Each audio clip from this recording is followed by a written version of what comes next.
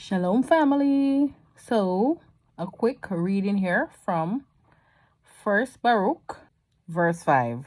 Okay, and this is so encouraging, and I just want to encourage us all, the chosen seed of Yasharal. Okay, so put off, O Yerushalayim, the garment of mourning and affliction, and put on the comeliness of the glory that comes from Elohim forever.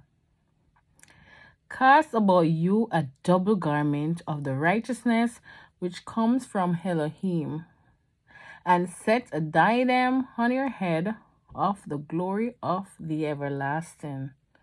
And that everlasting is in a uppercase E, okay? For Elohim shall show your brightness unto every country under heaven.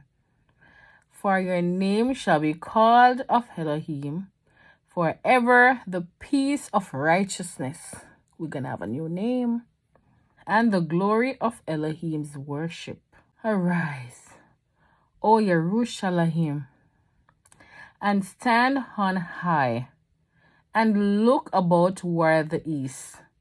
And behold, your children gathered from the west unto the east by the word of the Holy One, rejoicing in the remembrance of Elohim.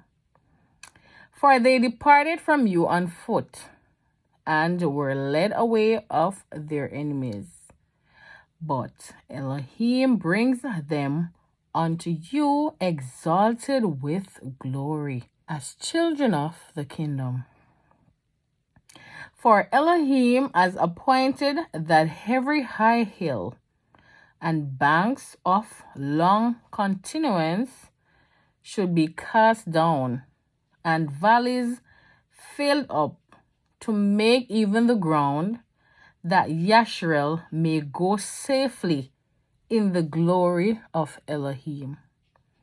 Moreover, even the woods and every sweet-smelling tree shall overshadow Yasharal by the commandment of Elohim.